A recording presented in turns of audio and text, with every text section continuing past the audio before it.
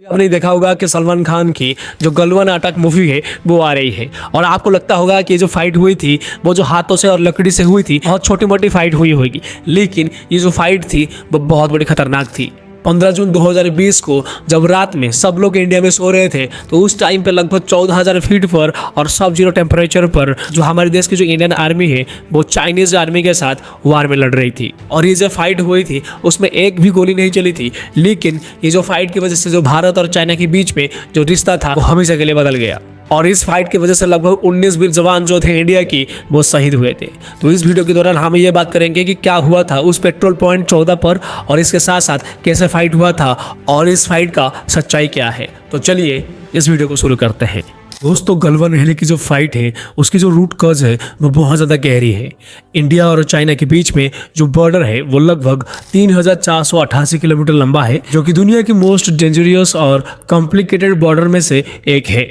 और ये जो बॉर्डर है इसके एक बड़ा हिस्सा जो है वो अभी तक भी मार्क्ड नहीं है, इसलिए इसे लाइन ऑफ एक्चुअल कंट्रोल यानी कि LAC कहते हैं। और ये जो LAC है वो सिनो इंडिया वार जो हुआ था उसके बाद बना था। और क्योंकि उस टाइम पे क्या हुआ था कि जो चाइना है वो अचानक से अटैक कर दिया था, जिसकी वजह से उसने आकाशाई चीन पर कंट्रोल भी कर लिया था। आकाशाई चीन वो वेरन हाई अल्टीट्यूड रीजन है जिसको इंडिया अभी भी अपना मानता है, बट यह प्रैक्टिकली चाइना के पास है। 1962 वार के लिए जो इंडिया है वो पूरी तरीके से रेडी नहीं था, क्योंकि उस टाइम पे जो चाइना है वो अचानक से अटैक किया था। और इसके साथ साथ चाइना ने जो अरुणाचल प्रदेश है वहाँ पर भी एडवांस किया था, हालांकि बाद में उसने वहाँ से विड्रॉ कर लिया। और ये वार होने के बाद जो दोनों कंट्री है ये रियलाइज़ किया कि भाई ये जो फुल स्केल वार है वो दोनों कंट्रीज़ के लिए डेंजरियस है। इसीलिए इंडिया और चाइना के बीच में ये एग्रीमेंट किया गया है कि जो बॉर्डर्स है वहाँ पर कोई भी फायर आर्म्स यूज़ नहीं किया जाएगा, ताकि एक छोटी सी जो फाइट है वो बहुत बड़ी बन जाए। इसीलिए 1993 और 1996 की प्रोटोकॉल्स में क्लियरली बोला गया है कि जो कि LAC के आसपास जो एरिया है वहाँ पर कोई भी गन्स और एक्सप्लोसिव को यूज़ नहीं किया जाएगा, सिर्फ पेट्रोल्स और नेगोशिएशन से ही मैनेज किया जाएगा। गलवान की फाइट की बात नहीं, इससे पहले भी कई बार इंडिया और चाइना के बीच में फाइट हुआ है, जैसे कि 1967 में नाथुला और चोला में बड़ा हुआ था सिक्किम सेक्टर में। वहां पर हेवी कैजुअलिटीज हुआ था। उस टाइम पे इंडिया के करीब 80 से 90 सोल्जर्स जो है वो शहीद हुए थे, जबकि चाइना के 300 से 400 से ज़्यादा। उसके बाद 1975 में तुलुंगला जो कि अरुणाचल प्रदेश में है, चाइनीज ट्रूप्स ने इंडिया पेट्रोल्स को एम्ब्यूज किया और 4 आसाम राइफल्स जवान शहीद हो गए। लेकिन उसके बाद 45 साल तक कोई फाटल अटैक नहीं हुआ, सिर्फ छोटे मोटे फाइट और छोटे मोटे जो धक्के मुक्के ही हुआ। तो चलो अब बात करते हैं गलवान वैली के बारे में। यह स्ट्रैटेजिकली बहुत इंपॉर्टेंट लोकेशन है इंडिया के लिए। दारबुक शोक दौलत बेगोल्डी रोड से कनेक्ट होता है, जो हमारा की इंफ्रास्ट्रक्चर प्रोजेक्ट है। दौलत बेग ओल्डी के पास दुनिया के हाईएस्ट जो एयरवेस है, और इसी रोड से हमारी जो सप्लाई है या फिर जो ट्रूप्स की मूवमेंट है वो बहुत ज़्यादा इजी हो जाती है। और ये चाइना के लिए भी बहुत ज़्यादा इंपॉर्टेंट है, क्योंकि चाइना की जो तिब्बत जिंजियांग रोड है उससे ये प्रोटेक्ट करता है। तो देखो, ये जो LAC का एरिया है वो दोनों कंट्रीज़ के लिए अलग अलग परसेप्शन है। पूरी मैप में देखेंगे तो गलवान वैली हमारा है, लेकिन ये जो चाइना है वो ये पार्ट को क्लेम करता है और वहाँ पर अपना जो इंफ्रास्ट्रक्चर है वो बना रहा है। तो बेसिकली ये जो डिस्प्यूट है वो सिर्फ लैंड का नहीं है, पावर स्ट्रेटेजी का है। और 2020 में यही टेंशन पीक पर पहुंच गया। मैं 2020 से ही ये जो LAC की सेक्टर थी वहाँ पर फ्रिक्शन शुरू हो गया था। इंडिया अपनी साइड पर जो मासिव इंफ्रास्ट्रक्चर है उसे पुश कर रहा था, स्पेशली जो दारबुक शोक दौलत बेग ओल्डी रोड है उसे कंप्लीट कर रहा था। और इसके साथ साथ जो गलवान वैली है वहाँ पर एक ब्रिज बना रहा था। और ये जो रोड बना रहा था इंडिया, ये हमारे इंडिया के लिए एक गेम चेंजर था, क्योंकि ये ऑल वेदर कंडीशन के लिए ये जो रोड है कनेक्टिविटी के लिए बहुत ज़्यादा बेहतर था। और चाइना को ये चीज़ बिल्कुल भी पसंद नहीं था, क्योंकि उसका परसेप्शन ये था कि जो इंडिया है वो यूनिलैटरल जो स्टेटस है उसे वो चेंज कर रहा है, और इसके साथ साथ जो इंफ्रास्ट्रक्चर वो इंडिया बना रहा है वो LAC क्रश कर रहा है। तो चाइना के जो मीडिया थी और जो स्पोक्स पर्सन थे वो रिपीटेडली ये बोल रहे थे कि इंडिया जो है वो फिलहाल अब एग्रेसिव हो गया है। 5 मई 2020 को पहला फिजिकल क्लैश हुआ पैनगोंग TSO लेक के नॉर्दर्न बैंक पर। वहाँ दोनों साइड के सोल्जर्स के बीच स्टोन पेल्टिंग और फिस्ट फाइट्स हुए, और इस फाइट्स की वजह से कुछ इंजर्ड भी हुए।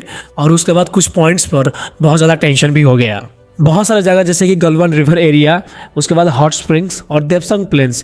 तो इस एरिया में क्या हुआ कि जो चाइना ने अपना बहुत सारे आर्मी को भेजा और इंडिया ने भी मिरर डिप्लॉयमेंट किया, मतलब जितने चाइनीज आए थे उतना ही जो इंडिया है उतना ही आर्मी भेजा। 6 जून को क्या हुआ कि डिसएंगेजमेंट एग्रीमेंट को किया गया। तो उस एग्रीमेंट में दोनों कंट्रीज़ ने ये डिसाइड किया कि जो जितने भी सारे लोग आए हैं वो पीछे हट जाएंगे और जितने भी टेम्पोररी इंफ्रास्ट्रक्चर्स वहाँ पर रहने के लिए बनाया गया है उस सब को हटा देंगे और जो पेट्रोलिंग हो रही थी उस चीज़ को भी कम करेंगे। तो जो चाइनीज़ ट्रूप थी स्पेशली जो गलवान वैली के एक पॉइंट पर उन लोगों को पीछे जाना चाहिए था, लेकिन 15 जून शाम तक जब इंडिया वेरिफिकेशन करने के लिए पेट्रोलिंग करता है तब वो नोटिस करता है कि जो चाइनीज़ है वो अभी भी वहाँ पर है और उनकी जो टेंट्स है वो अभी भी वहाँ पर है और ये लोग पीछे नहीं गए हैं। तो ये चीज़ देखकर जो कॉर्नेल बी संतोष बाबू थे जो कि बिहार रेजिमेंट्स की जो कमांडिंग ऑफिसर्स थे वो वहाँ पर क्या करते हैं कि पर्सनली उस जगह पर जाते हैं ताकि इस प्रॉब्लम को रिजल्व कर सके। तो जैसे कि मैंने आपको बोला कि 15 जून 2020 को जो कॉर्नेल बी संतोष बाबू थे वो अपनी स्मॉल टीम 50 आर्मी को लेकर वो क्या करते हैं कि जो गलवान वैली की जो पॉइंट नंबर 14 है वहाँ पर पहुँचते हैं। तो जैसे एग्रीमेंट के हिसाब से ये जो टेंट थी उसे पीछे हटाना चाहिए था, तो वहाँ पर जो संतोष बाबू है वहाँ पर पहुँचने के बाद उन लोगों को पीसफुली बोलते हैं कि भाई तुम लोग एग्रीमेंट को फॉलो करो और ये जो टेंट है यहाँ से हटाओ। तो यहाँ पर क्या हुआ कि अलग अलग बातें चली, जैसे कि इंडिया ने बताया कि भाई चाइनीज़ लोगों ने पहले अटैक किया था, लेकिन जो चाइना थी वो ये कहा कि इंडियंस ने पहले अटैक किया था।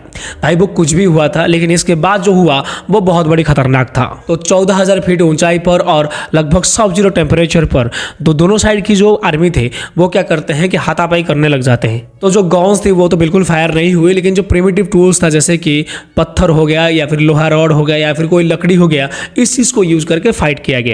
तो ये जो फाइट थी वो लगभग 6 से 7 घंटे तक चली, वो लगभग रात भर ये फाइट चली थी और जो कॉर्नेल बी संतोष बाबू थे वो फ्रंट पर फाइट कर रहे थे और वो बहुत ज़्यादा क्रिटिकली इंजर्ड भी हुए थे। बाद में पता चला कि वो शहीद हो गए और उनके साथ साथ लगभग 19 जो इंडियन सोल्जर्स थे वो भी शहीद हुए थे।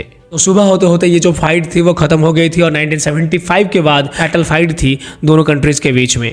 कॉर्नेल संतोष बाबू को महावीर चक्र मिला जो कि इंडिया का second highest war time gallantry award है और इंडिया ने ओपनली लगभग 20 सोल्जर्स जो शहीद हुए थे उनका नाम और फोटोज को ओपनली अनाउंसमेंट किया।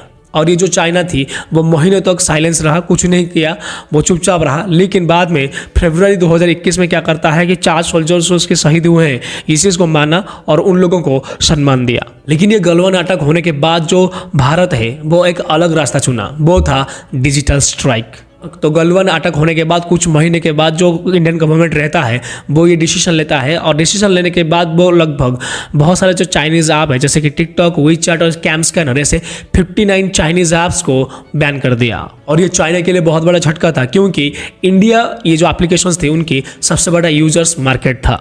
मिलिट्री लेवल पर जो मिरर डिप्लॉयमेंट है उस चीज़ को शुरू की, यानी कि यदि मान लो चाइना ने लगभग 50,000 सोल्जर्स को वहाँ पर तैनात किया है तो इंडिया भी उतना ही सोल्जर्स को वहाँ पर तैनात करेगी।